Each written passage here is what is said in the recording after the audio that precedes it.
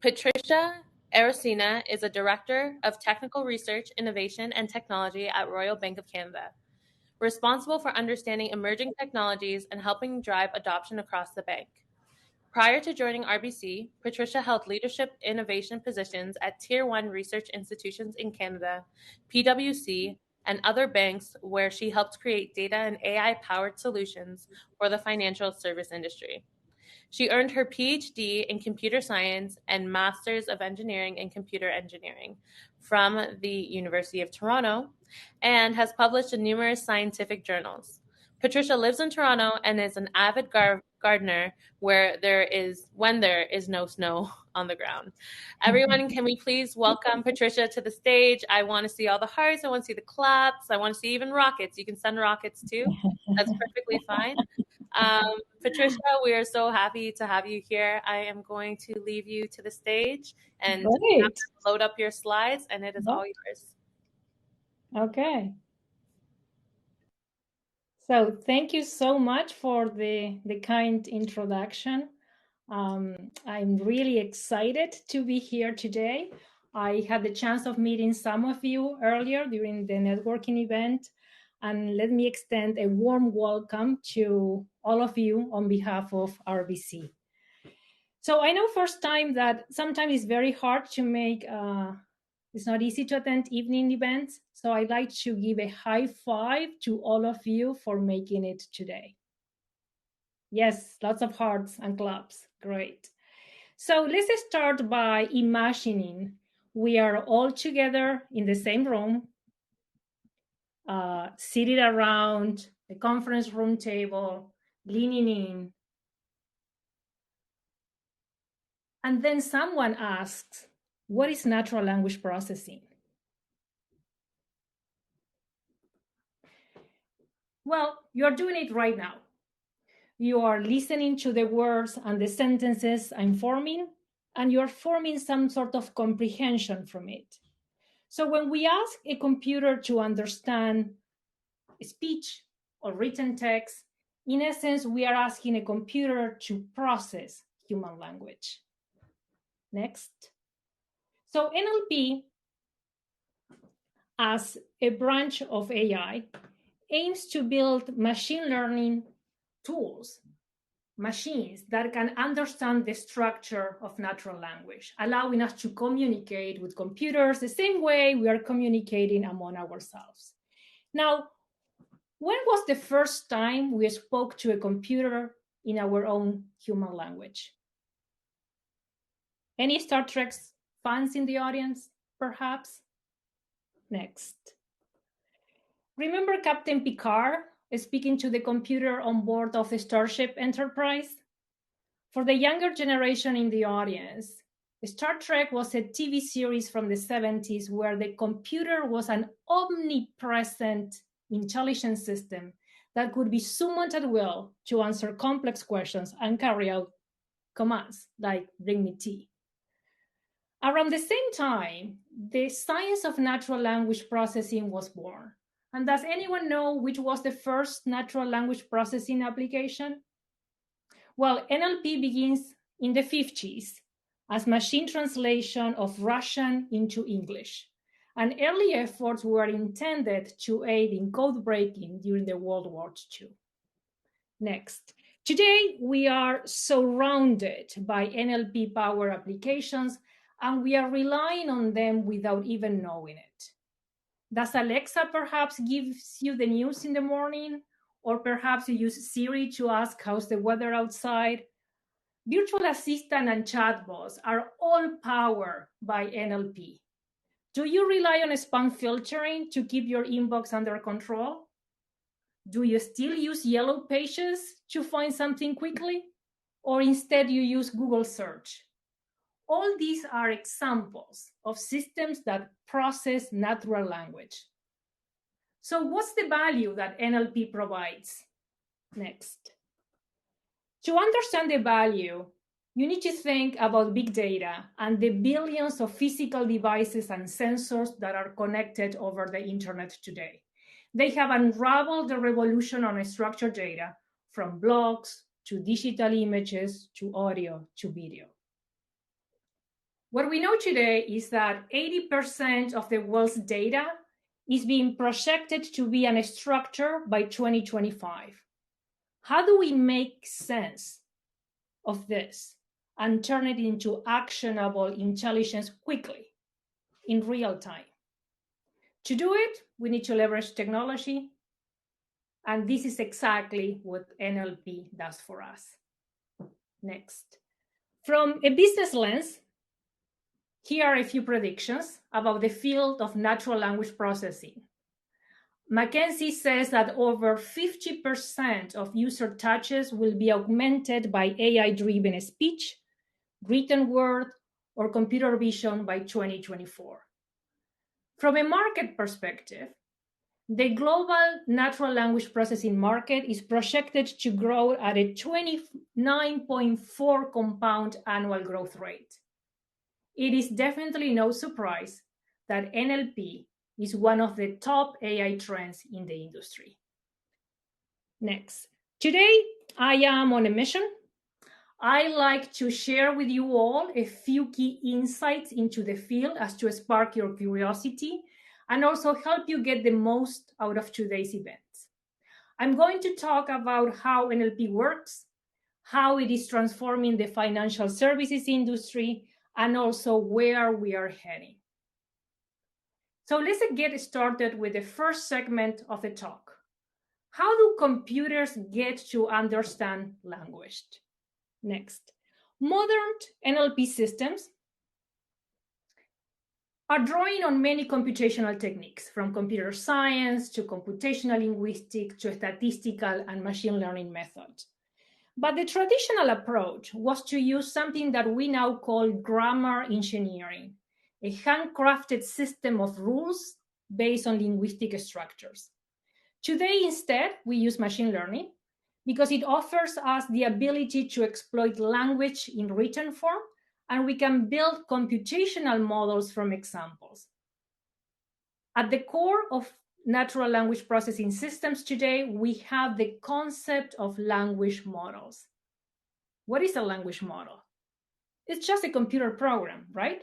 That has been trained on examples of text data for the specific task of language modeling. What is language modeling? It's simply predicting the next word given a sequence of words as context, as the example that you see on the screen. The students open there, it could be books, laptops, exams, wallets, you name it. Neural language models are today the state of the art. They are based on neural networks, and for people that are not familiar with this term, neural networks are a series of algorithms and data structures that are inspired by the way the brain works. So the first key insight then is knowing that these language models allows you to predict the next word. But how do we represent words in a computer? And computer scientists in the audience are very quickly going to point out that computers can only read numbers, right? Ones and zeros to be precise. Next. The usual trick is to convert all words to a sequence of numbers for the computer to read. How do we represent word meaning then? Well, traditionally, we used to represent words as discrete symbols. That means that if you see two very distinct words like card and auto, you are going to create two distinct representations. For example, using the bag of word semantics or one-hot encoding. But the problem with this is that there is no natural notion of similarity. And we know that a word's meaning is given by the words that frequently appear close by. And there is a deeper linguistic theory behind this approach that is called distributional hypothesis. We know that words with similar content will have similar meanings, and this idea is what motivates the title in this slide. You shall know a word by the company it keeps. This means that we can learn a distributed representation based on the usage of words. For example, you can see there a few sentences where I'm using the word banking, and I can create a single representation from banking of these 3 different sentences. On the other hand, I can also use this representation to compute what's the similarity, what's the distance between 2 different words. For example, between bank on the second, in the first yellow box, and the second one, you can see that bank is being used in 2 different contexts and represents really 2 different meanings of the words.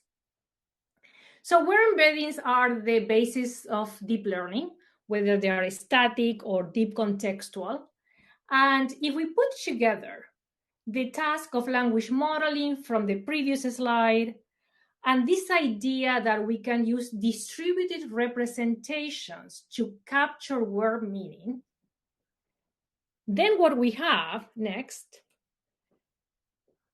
we arrive at this very simple neural network architecture that is called transformers, where we can learn simultaneously a distributed representation of words along with the probability distribution for word sequences using attention. And a quick intuition about the mechanism of attention for people that are not familiar with. Think about when you read a paragraph and your eyes make movements, right, over the text. You focus on certain parts of interest more than others. And that's how you establish dependencies between words and sentences, and you keep track of pronouns, for example. Well, transformers adopt a similar technique. They are able to pay attention to the most informative and relevant part of a sequence of text. And they also give rise to this new paradigm that is called pre-train and fine-tune. First, you pre-train your model with a large corpus of text data, and then you use the resulting language model to fine-tune it to a smaller labeled data set. Basically, you don't come to a problem with a blank slate. Instead, you use your existing concepts, your existing abilities to extract patterns from the data. So transfer learning here allows you to learn faster and generalize a bit better. Now, what kind of downstream task are we talking about here next? Well, many of them, starting with summarizing the text, generating a written response to the question, you see a wheel of natural language tasks. And here are the main natural language tasks that are used today, from speech recognition, sentences, machine translation, and so on. Think of them as building blocks or underlying capabilities of an NLP system, because this is how you build an NLP system. Now you have gained a basic understanding of how NLP works. You have the contour.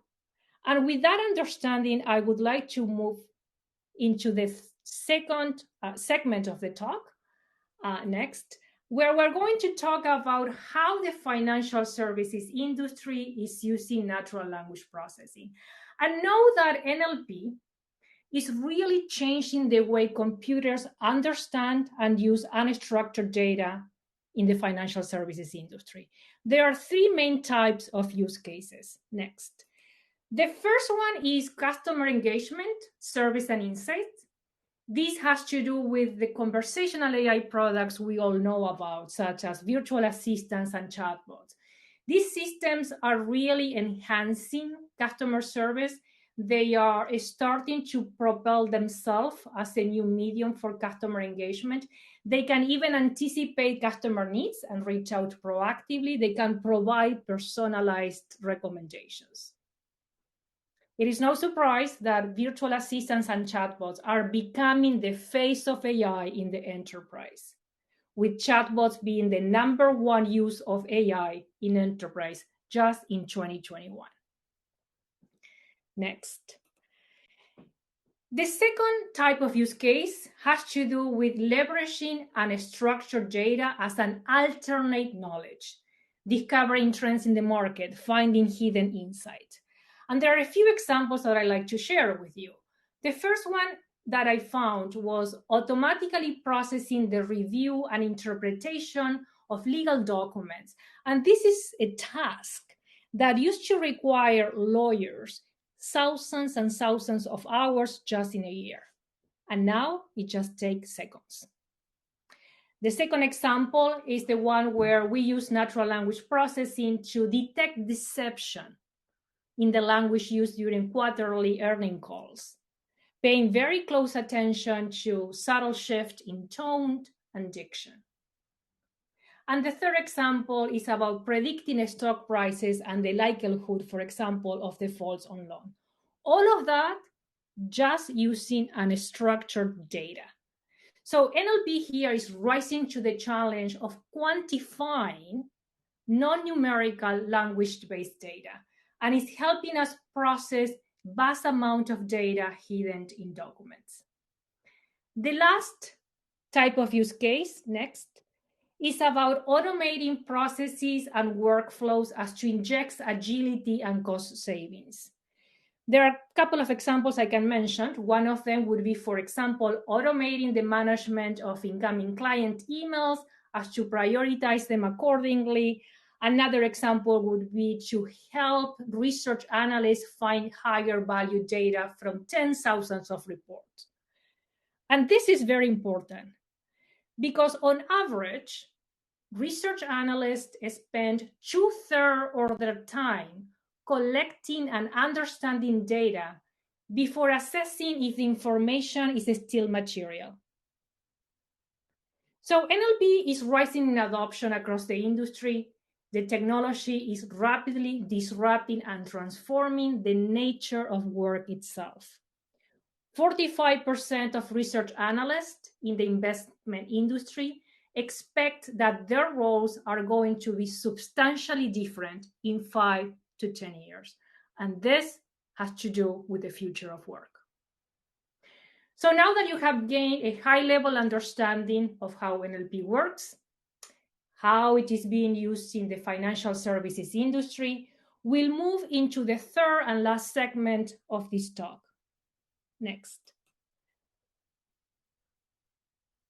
The future landscape of natural language processing.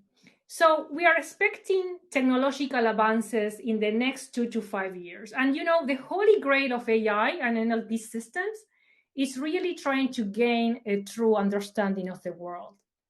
When we talk about generalization, we refer to the model's ability to learn, to adapt to previously seen data.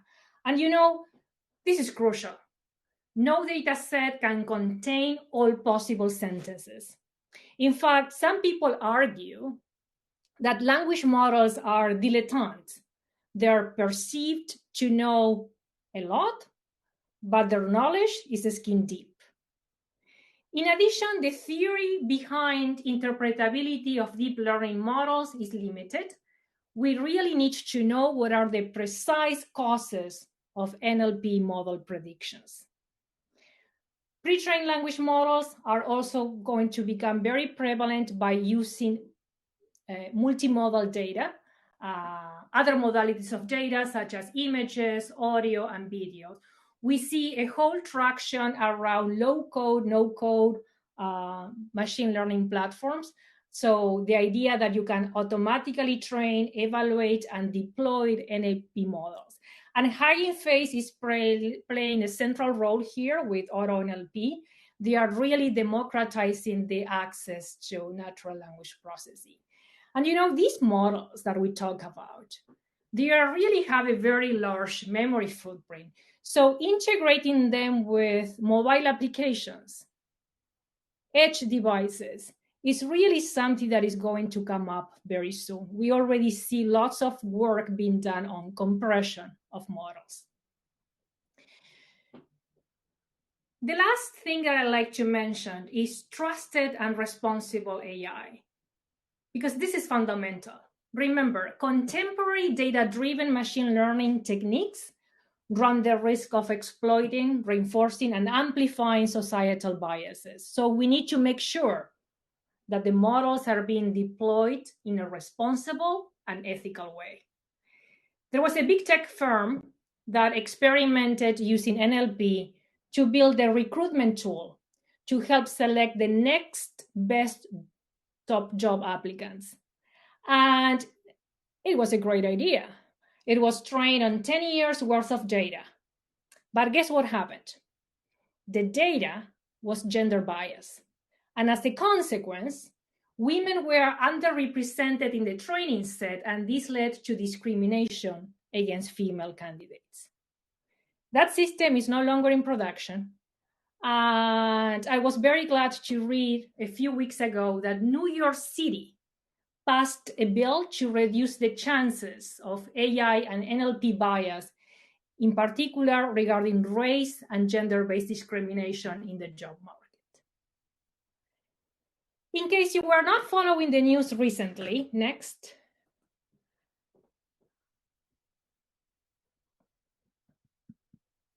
There you go. This past year, we have seen a large-scale pre-trained language model called GPT-3 come to light. GPT-3 stands for Generative Pre-trained Transformer. It's a model that uses deep learning, the same technique that I explained earlier. But the neat thing here is that it produces human-like text. It generates text. And look at some of these news titles. They are really very telling. OpenAI's gigantic GPT-3 hints at the limits of language models for AI. OpenAI's new language generator, GPT-3, is shockingly good and completely mindless. Meet GPT-3. It has learned to code and blog and argue and soon maybe even to cook and craft a new recipe. Even Turing Award winner Jeff Hinton had something to say, and you see that on the right-hand side. So the emergence of these language models is definitely an inflection point in the application of machine learning to natural language processing. And GPT-3, let me tell you, is not the only one. There are at least a handful of new language models coming to market just in the last few months. Next. So what are these language models? Well, language models like GPT-3 are what we call today few-shot learners. They are task agnostic, and they promote a new paradigm called language model prompting, which allows users to provide a few short examples and context, and you have one example on the screen. And it's remarkably that language models can perform tasks without using the final layer of fine-tuning that I explained earlier. They work out straight out of the box, and they're able to perform tasks with very minimal examples, which we call, as I said earlier, shots. GPT-3 is powering the next generation of application. Right now, there are over 300 different applications that are using GPT-3. Power search, conversation, text completion, and even other creative ways of using advanced AI features. One of such applications is the one that uses Codex, which is a descendant of GPT-3, to translate natural language to code. And the way they did this is they trained the model on natural language, but as well on billions lines of source code from publicly GitHub repositories. And now you know what's the true value of GitHub, right? This is the model that is powering, for example, GitHub Copilot, which is an initiative between Microsoft and OpenAI. The trend is clear. Next. More and more massive language models are being created. More data, more training time are being the driving force behind acquiring a richer, more nuanced understanding of language. For example, Megatron Turing is the last one it has come up. It has 530 billion parameters compared to OpenAI that only had 175 million. But if you see the trend, it's really exponential. I like to provide a bit of an intuition for parameters, the battle of parameters, as I like to call it. So data scientists that are very familiar with supervised learning, they know that, for example, if you want to predict house prices based on square footage and location, then the model has two labels, right? Two features, two parameters. And these parameters are being learned top down because the human is on the loop.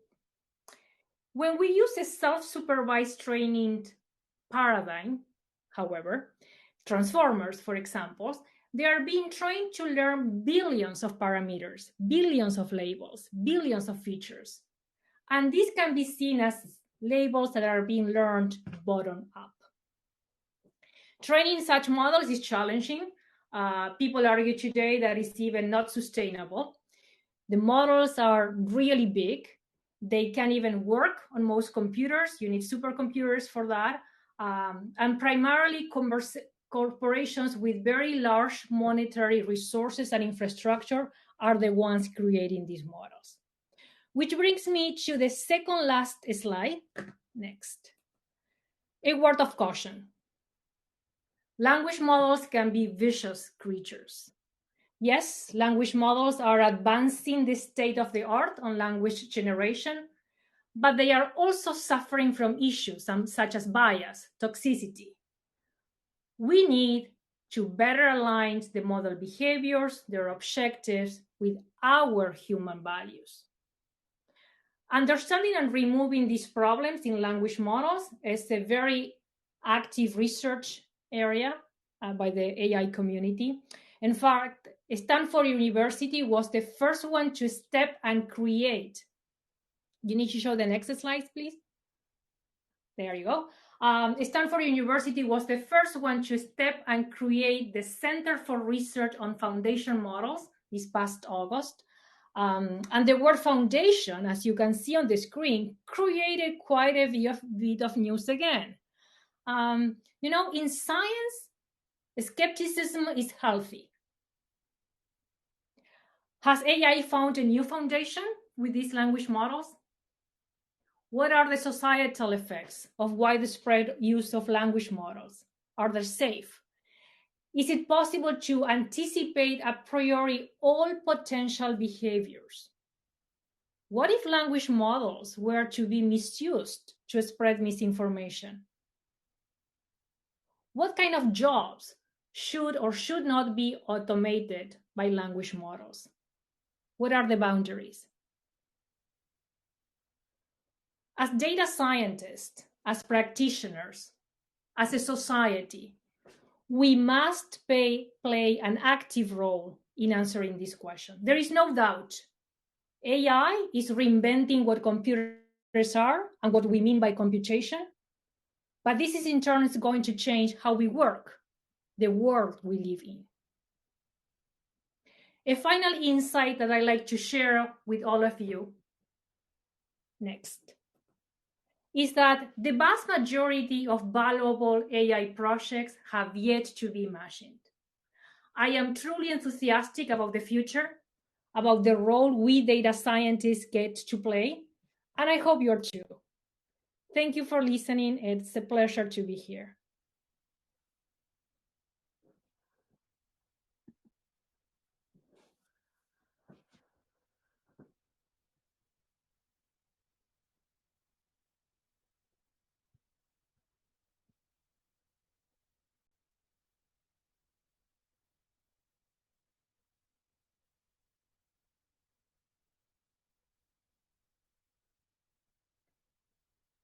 So Kishana, would you like me to answer some questions?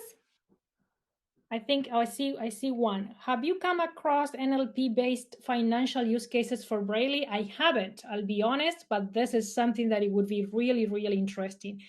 In fact, there had been a few use cases where they are using for people that have brain damage. They can have a brain implant, and through that, they can talk to a computer and speak again through the computer. So I wouldn't be surprised if we will see something very soon on Braille.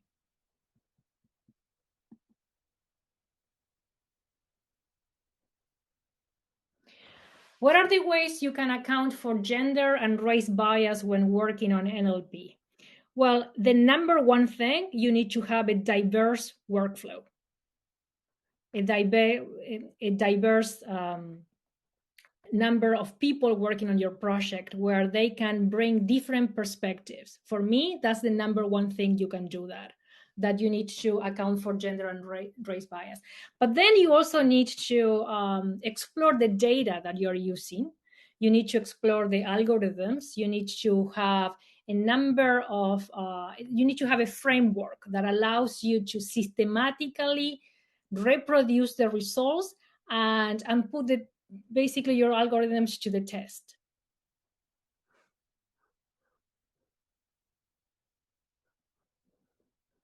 So one of the frameworks that we have at RBC is called Respect AI. This is a framework that Borealis AI, which is the research arm of RBC, is working on. And that's exactly, they are working on making sure that our models are ethical and responsible. What should I focus on my career if I want to work in NLP? Any tips on how to get into this space? Well, number one, you need to get curious. And maybe I'm hoping that this presentation would help you dive into the content more easily. If you follow the first part where I was explaining how NLP works, that would give you a good idea of what are the main insights into the field, and try to get deeper. Today we are having a fantastic way of getting more information using the internet, using Coursera, using a number of courses available. Even Stanford University very recently released their graduate course on natural language processing. So you really have lots of opportunities to get better. And talk to us. We are always happy to guide people on how to get into the field.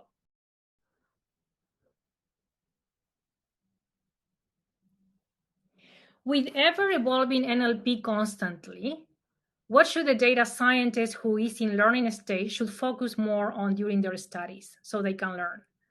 That's an interesting question, and I'll be honest with you, it's very hard to keep up.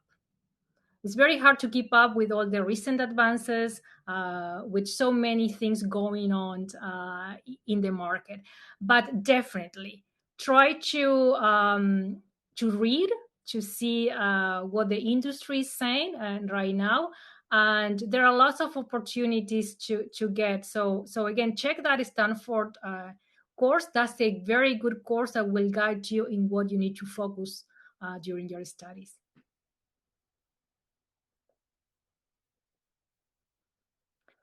So how do you gain stakeholder support for introducing NLP when stakeholders are concerned about the risk of NLP or don't understand it? Well, education. Education, you need to inform your stakeholders first. You need to inspire them. You need to ignite their desire to bring NLP into the enterprise. Yes, there are issues with language models, but transformers, if you think about it, is an emerging technology. Some of the applications we have today in the enterprise are using more mature technology, and that mature technology, there are not so many concerns as the ones I was mentioning earlier.